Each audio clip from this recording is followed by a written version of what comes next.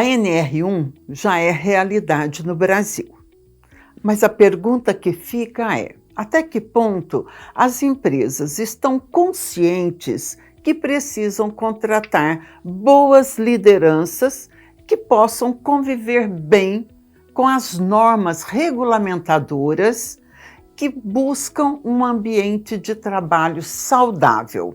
Venha comigo que você vai saber mais sobre esse assunto. Olá, sejam bem-vindos a mais um episódio do Vozes da Saúde. Este programa é produzido pelo SimSaúde Campinas e Região e pela Federação Paulista da Saúde e fala sobre assuntos ligados a trabalho e bem-estar. Hoje nós vamos falar com uma psicóloga clínica com mais de 15 anos de experiência no mercado. É a Márcia Lopes. A Márcia é especialista em TCC, que atua no cuidado da saúde ocupacional. E com ela nós vamos falar sobre NR1, a norma regulamentadora que já está em vigor no Brasil, mas que a partir de maio as empresas poderão ser até multadas se não cumprirem as ferramentas determinadas por essa norma. Nós vamos falar também sobre ambiente tóxico de trabalho, como detectar que o ambiente precisa ser cuidado, ser regulamentado, como escolher boas lideranças para evitar problemas no dia a dia, na rotina da empresa. É sobre tudo isso que nós vamos falar hoje.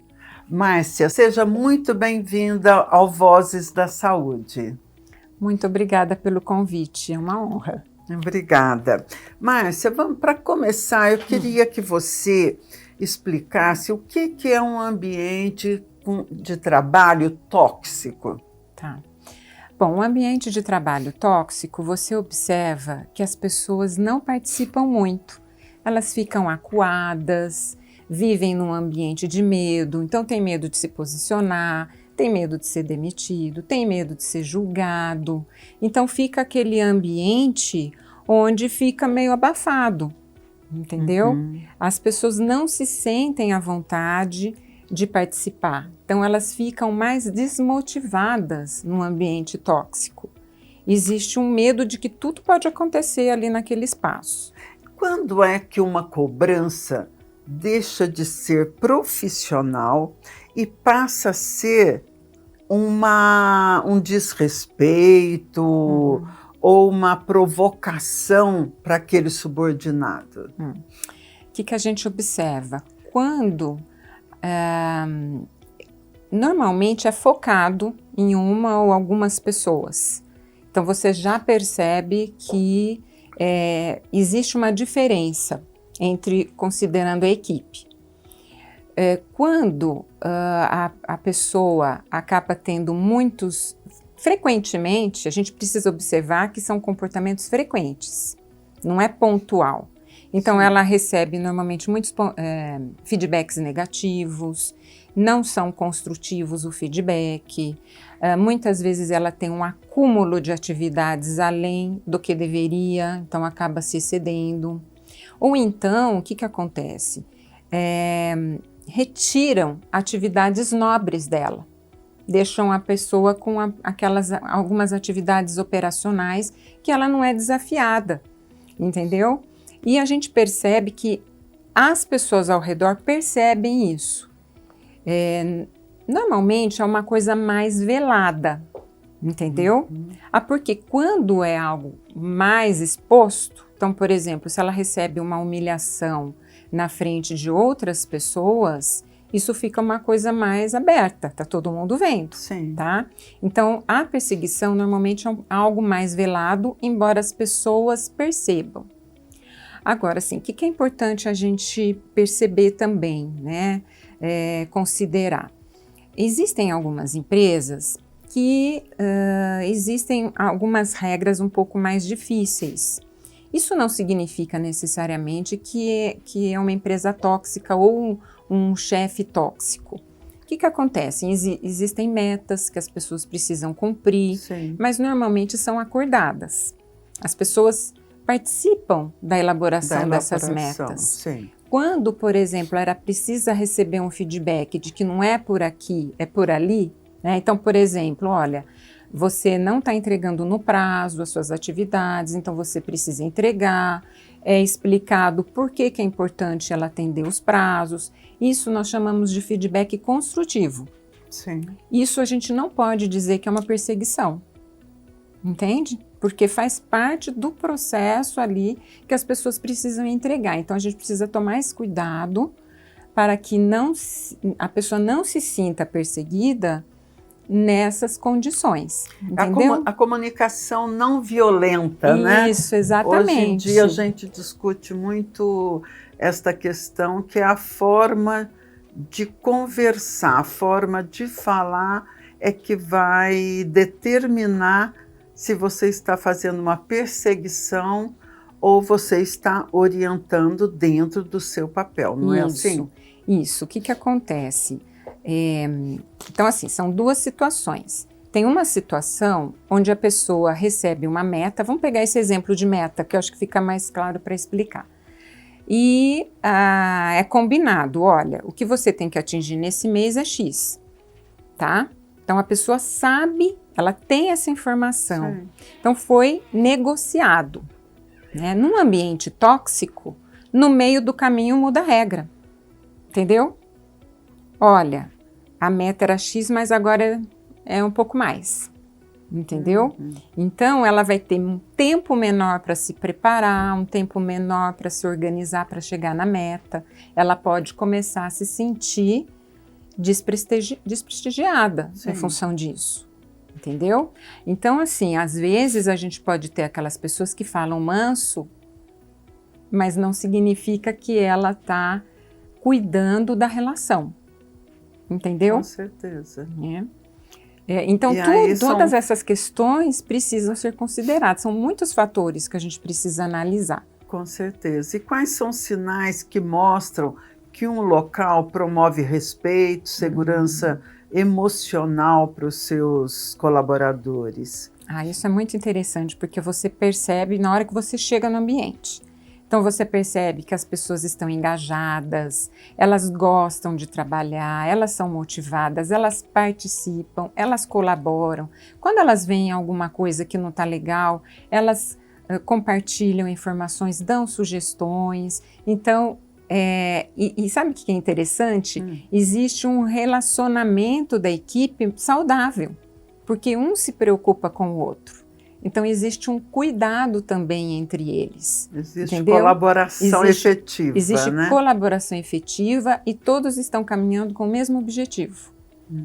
Entendeu? Então, existe uma diferença gritante quando você vai num ambiente tóxico e num ambiente saudável. Se eu tenho um ambiente que é tóxico, eu lidero uma equipe que é complicada, porque o assédio e os problemas, eles não acontecem somente de chefia para subordinado. Acontece também entre os colegas, Sim, né? Exatamente. Perseguição, ironizar, fofoca, boatos, o leve trás de informações.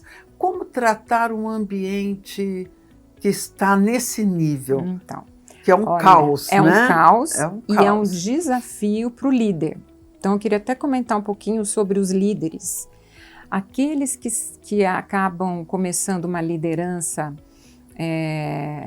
nova, vamos dizer, recente. Ele é recém-promovido. Numa empresa onde ela está preocupada com a saúde mental, preocupada com o ambiente, o que ela faz? Primeiro, ela vai avaliar se esse líder tem habilidades para atuar como líder. Sim. O conhecimento ele é muito importante, mas as habilidades também. Uma outra coisa, ele também é treinado, porque imagine um líder que não recebeu orientação, não recebeu treinamento, encontra uma equipe tóxica. É um caos para ele também, Com né? certeza. Para esse líder também. O que eu Uhum. faço? Porque ele pode começar tentativas e erros, pode gerar mais problemas, entendeu? Claro que o líder é essencial para essa equipe. Para ele, então, o que ele vai ter que fazer? Ele vai ter que conversar individualmente com os profissionais, entender o que está acontecendo, ouvi-los em primeiro lugar, para depois ele tomar as ações necessárias com relação à equipe, que pode ser, por exemplo, alguma ação de motivação, algum desafio, porque algo está acontecendo ali, ele precisa entender qual é o problema. Às vezes é uma desmotivação, às vezes é alguém que gostaria de estar no lugar dele, por exemplo. Sim. Então isso tem que entender e tem que ter uma ação. Normalmente o Recursos Humanos vai ajudar esse líder para trabalhar com essas questões. Você já trabalhou na área da saúde em recrutamento de lideranças na área da enfermagem. Então você conhece um pouco, conhece bem como funcionam os hospitais, os estabelecimentos de saúde no geral. Sim. As lideranças, as gerências de enfermagem, supervisões de enfermagem, estão vindo preparadas pelo mercado para exercer essa função? Eu acredito que o mercado poderia atuar um pouco mais. Então, a gente entende que tem profissionais que se preocupam com o seu desenvolvimento, só que é uma iniciativa própria. Né? Ele vai buscar o desenvolvimento, ele percebe que ele precisa do desenvolvimento. Tem outras pessoas que não, que são mais acomodadas, aguardam que a instituição o ajude. Por outro lado, existem as instituições que se preocupam, mas eu vejo que é em menor grau.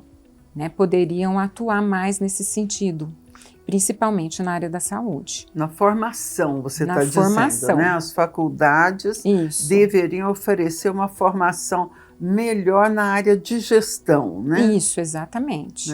E dentro da instituição que ele estiver trabalhando também é possível, né? Com certeza. Tem as ferramentas de treinamento, de coaching, que precisa sempre estar verificando, porque se a equipe não estiver atendendo, é importante sempre estar medindo, né, o desempenho profissional. Tem alguns hospitais, eu acho que a maioria tem a área de qualidade, né? Sim. Que ajuda bastante, gestão de qualidade, que ajuda bastante a identificar os indicadores e quais as áreas que têm problemas, entendeu? Sim. Então, é uma área que pode trabalhar também junto com recursos humanos para buscar esse desenvolvimento, essa melhoria. Agora, nas instituições de educação, eu acredito que falta essa questão da gestão, sim. Né, para eles entenderem, né? O que o líder precisa, o que acontece quando a pessoa não está entregando o trabalho, como que eu posso atuar com esse profissional. Sim. Porque muitas coisas podem estar acontecendo. Existem fatores que a gente observa que vão influenciar na entrega do resultado, que muitas vezes os profissionais não sabem. Uma é, esse profissional sabe fazer a tarefa? Ele sabe exatamente o que ele precisa entregar? Porque às vezes a pessoa, que aí entra a comunicação, né? Sim. A pessoa fala, entendi como é que é. Só que não entendeu, ele teve medo de perguntar, medo de demonstrar que não tem a informação, porque ele acha que pode ser julgado, né? Tem uma outra questão também que é muito importante, que é, existem ferramentas necessárias para a execução dessa tarefa? E uma outra questão é, o quanto ele está motivado para realizar aquela tarefa? O líder, ele precisa checar isso. Tem que estar atento, para que ele possa ajudar. É ferramenta que está precisando? Então ele vai buscar a ferramenta. Ele não tem conhecimento? Então ele tem que orientá-lo naquilo que está defasado, entendeu? Essa falta de preparação, Márcia, agora com a NR1, que vai passar a fiscalizar e até multar as empresas no geral que não cuidarem da saúde mental, do equilíbrio no ambiente de trabalho, acaba custando caro para a empresa, não é verdade? Sim, eu não tenho A dúvida. falta de preparação das lideranças, né? Claro, porque vai impactar no resultado, no desempenho. Sim. Se a liderança ela não está preparada, aumenta o número de erros, as pessoas ficam desmotivadas, não se sentem pertencentes ao grupo, não fazem o que elas poderiam fazer para ajudar, então elas fazem o mínimo necessário, entende? Então, a questão da liderança é muito importante que as empresas cuidem, porque é essencial para a saúde mental, tanto do líder como da equipe. Sim. As empresas no Brasil, elas têm essa cultura de estar desenvolvendo as suas lideranças? Eu acredito que as grandes empresas, sim.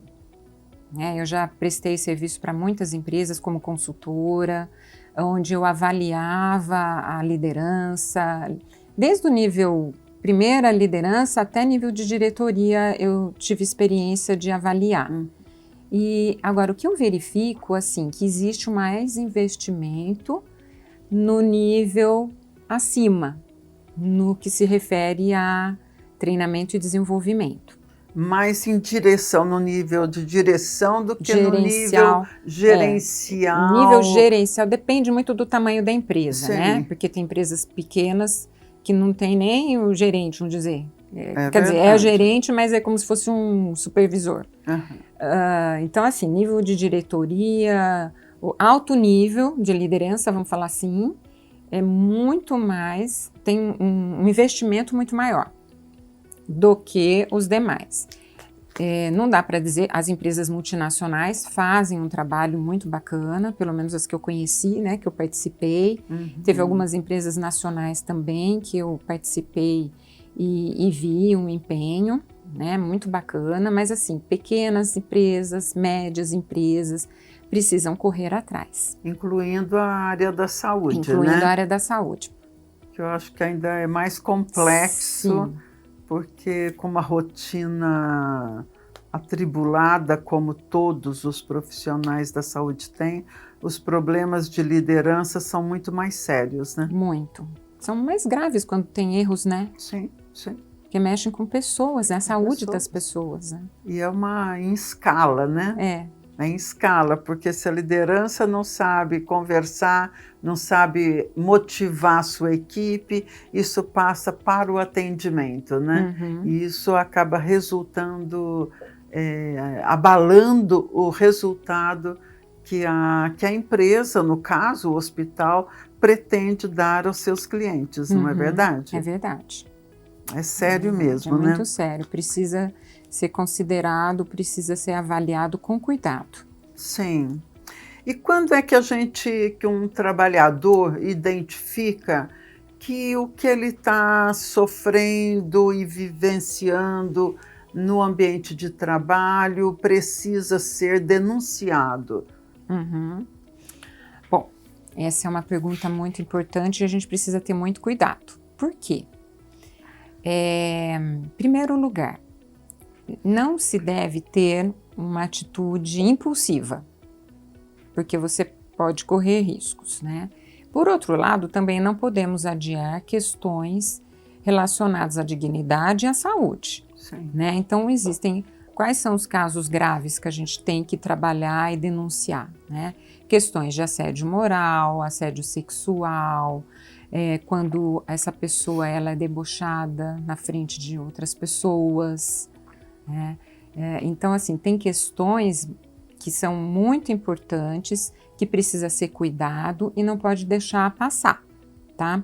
Só que na hora da denúncia, a pessoa ela vai ter que ter evidências,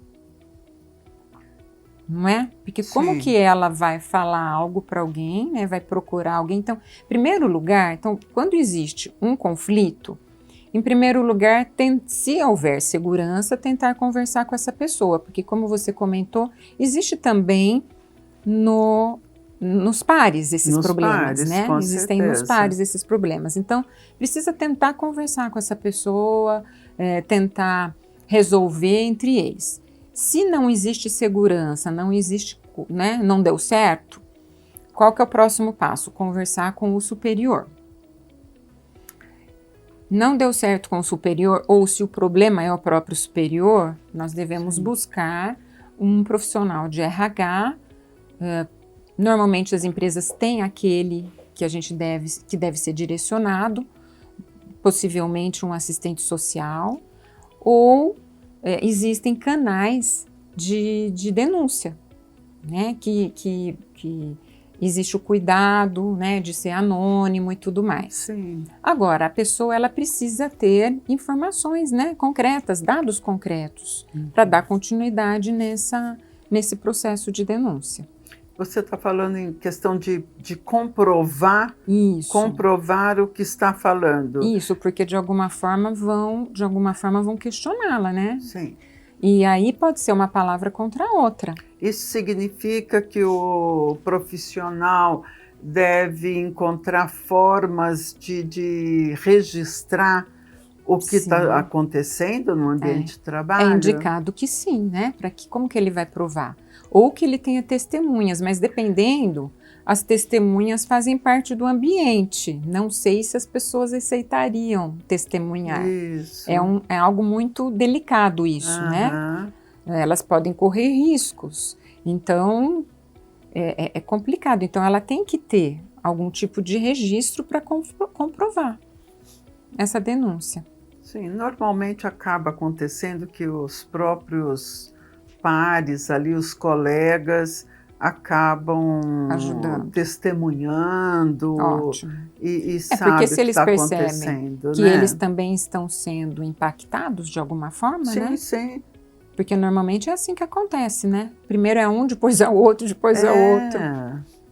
Agora, o medo constante, sabe aquela ansiedade antes de ir trabalhar, às vezes até falta de vontade mesmo de caminhar para o trabalho, muitas pessoas acabam faltando, então as empresas acabam sofrendo também com isso, né? Sim. Sentem que estão pisando em ovos, né? Isso pode ser considerado um sinal de alerta? Sim, é importante a gente entender por que eu não estou motivada para trabalhar. O que está acontecendo?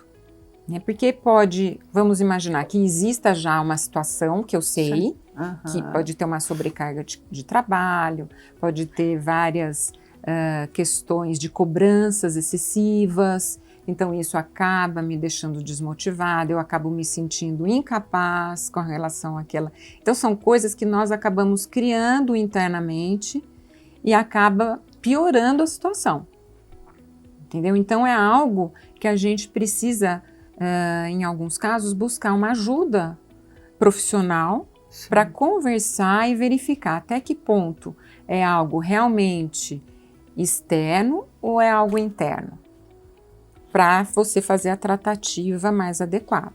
Sim, quando você já está nesse nível de ansiedade ou de falta de vontade de estar no ambiente de trabalho, não existe mais o prazer, você precisa procurar ajuda, porque eu acho que é um alerta. Sim. É um sério alerta. Pode ser que a pessoa esteja com burnout, né? Então eu observo muito as pessoas com burnout, super desmotivados, pensamentos negativos com relação a tudo, qualquer coisa se irrita. Então isso é um sinal de alerta, porque o burnout, avaliando esse momento de exaustão, porque é uma exaustão extrema. Quando a gente avalia, o que é importante as pessoas entenderem? É um sinal de alerta. Por quê? O que a gente percebe? As pessoas que chegam no burnout, normalmente são pessoas super dedicadas ao trabalho, tá?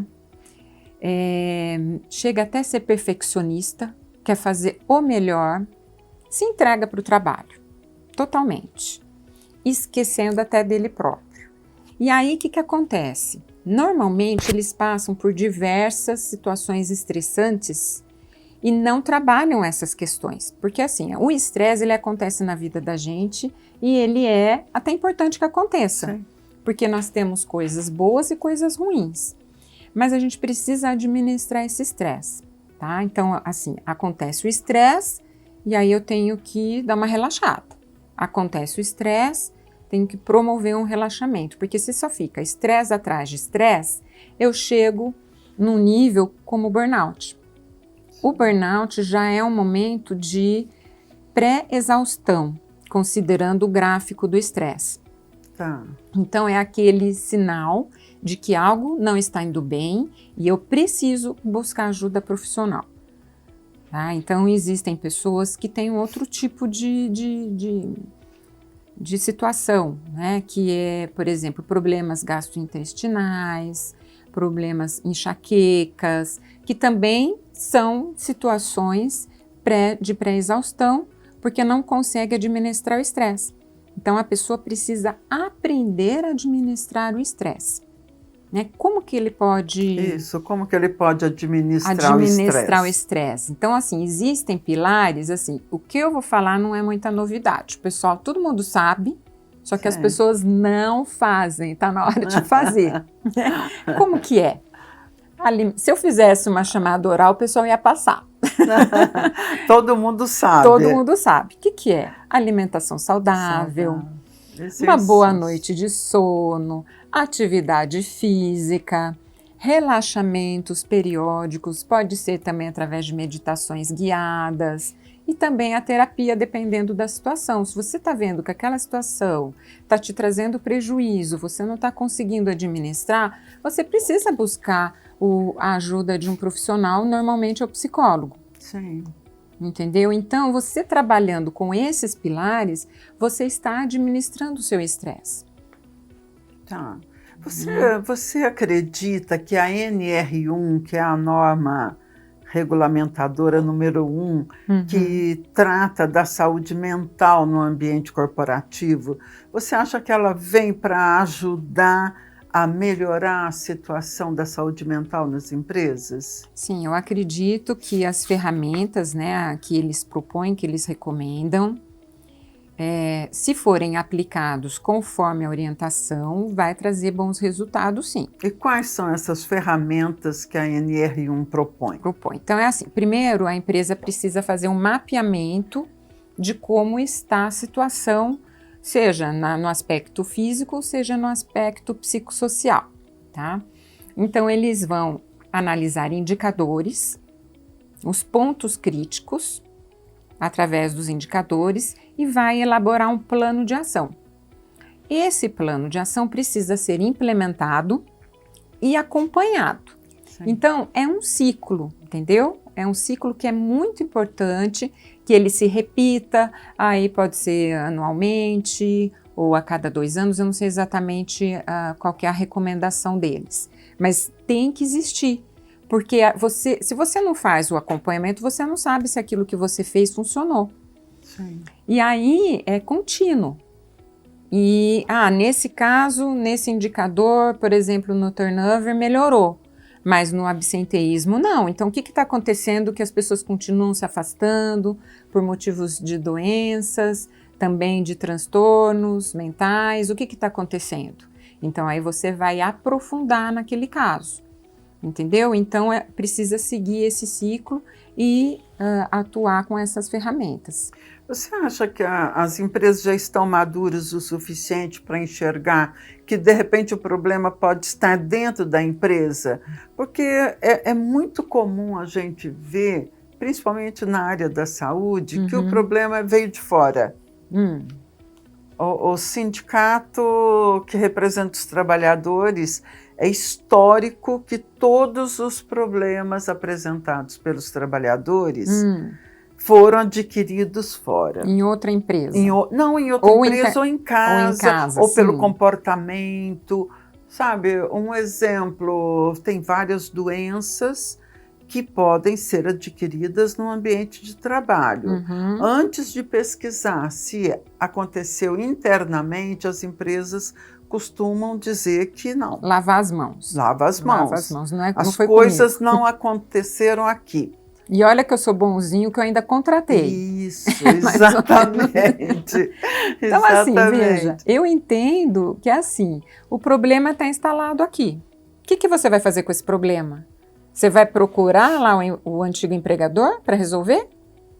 Qual que é o mais adequado? Sim. Resolver o problema atual. Né? Se você contratou o profissional, se você enxergou que ele tem benefícios para a empresa, ele não é um problema, porque ele tem coisas positivas para entregar. Só que ele também precisa de ajuda em alguns aspectos. Né? Porque dependendo do ambiente, pode curar ou adoecer. Não é? Essas ferramentas da NR1 me parecem que elas vão dar esse caminho para as empresas de fazerem até uma autoavaliação. Porque como elas têm que ser feitas periodicamente, gera uma autoavaliação independendo do que aconteceu fora do ambiente ali do trabalho, não é verdade? E sabe o que mais? Eles vão ter um benefício com relação aos resultados. Isso. Porque quando os empregados eles verificam que existe um cuidado com relação a eles, um interesse com relação a eles gostam de trabalhar naquele lugar, eles não querem ir embora. E se eles não querem ir embora, eles vão fazer o melhor, eles vão dar o melhor para a empresa. Com certeza. Entende? Então, é uma ferramenta de troca. E as pessoas vão ser beneficiadas e a empresa também. Só que as empresas precisam entender que é importante o investimento. E esse investimento vai ter um retorno. Então, esses indicadores é uma forma deles entenderem que terão retorno. Sim, o objetivo da NR1 não é punir as empresas, né? Não necessariamente. É criar um ambiente saudável, e isso inclui todos os níveis. Sim, inclusive o diretor, porque diretores também têm altíssimo nível de burnout. Entendeu? Como tem, não né? é? Então, está privilegiando todo mundo. Agora, essas ferramentas, elas não são de hoje. Por que está acontecendo isso? Porque tem empresas que utilizam dessas ferramentas de uma forma adequada e que funcionou. O departamento médico da empresa vai e pode contribuir para esse ambiente mais saudável? Acredito deixando que sim. de ser meramente um departamento avaliador de atestado médico? Nossa, eu não tenho dúvidas, não tenho dúvidas. Existem muitas palestras psicoeducativas que os médicos, os enfermeiros podem fazer nas instituições. Eu, graças a Deus, eu trabalhei em empresas que tinham essas condições. Sim. Entendeu? E que era muito positivo. Orientação com relação a drogas, por exemplo, a como lidar com determinadas questões ocupacionais. Então tem o pessoal também de segurança que pode influenciar, que também participam do NR1, né?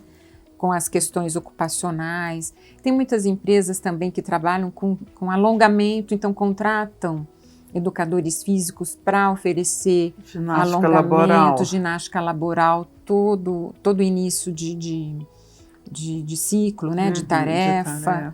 Aí treina algumas pessoas para fazer isso, não precisa o próprio educador ir todos os dias, ele pode treinar algumas pessoas que vão ser responsáveis pela equipe. Entendeu? Então, todo dia de manhã faz determinados exercícios, né? Eles aprendem direitinho como é que faz. Sim. Então, assim, tem toda uma equipe multidisciplinar atrás da NR1. Entende? Então, problemas físicos também geram prejuízos para a empresa se ela não cuidar. A área da saúde tem um nível de responsabilidade, Márcia, que é muito grande, Muito. né? O pessoal não pode se afastar e deixar o paciente ali para fazer uma ginástica laboral. Isso. Mas, de repente, ele pode chegar 15 minutos mais cedo. Isso. Porque não basta, não precisa mais do que 15 minutos. Não, é rápido. Para preparar o pessoal para a atividade, não é verdade? Sim. Então, tudo isso é importante ele olhar como algo, como investimento, como algo positivo para a empresa, porque vai propiciar resultados positivos. Você acha então que a NR1 veio para ficar? Para ser observada e respeitada? Eu espero que sim, vamos ver como será fiscalizada, né? Essa informação eu não tenho agora, mas eu espero que ela seja fiscalizada, porque aí realmente funciona. Com certeza. Márcia, você quer deixar um recado para os nossos ouvintes e telespectadores? Ah, sim, acho que seria interessante, né? Então, o que eu gostaria de dizer? Muitas vezes a gente pode estar passando por um momento difícil, um momento de sofrimento. O que é importante a gente entender? Esse momento não é eterno. Eu posso buscar ajuda, eu posso buscar ferramentas para sair desse momento e acreditar que é possível. Então, assim, para os pacientes graves, eu sempre falo, sempre tem uma saída. É verdade. Hoje eu conversei com a Márcia Lopes, que é psicóloga clínica com mais de 15 anos de experiência. Márcia, muito obrigada pela sua participação aqui no Vozes da Saúde e fica um convite para você voltar uma próxima vez. E eu que agradeço e quando tiver oportunidade voltarei, pode ter certeza. Muito obrigada. Falar sobre saúde mental é fundamental e a gente vai continuar tocando neste assunto aqui no Vozes da Saúde para contribuir para um ambiente de trabalho e para uma vida melhor para todos os profissionais da saúde e de qualquer outra categoria. Muito obrigada para você que ficou até aqui ouvindo Vozes da Saúde. E te convido a compartilhar este programa com seus amigos, familiares e colegas de trabalho. Não se esqueçam de seguir o Sim Saúde no YouTube, onde você vai encontrar o Vozes da Saúde. Acione o sininho para saber as novidades de novos programas e até a próxima. Um abraço.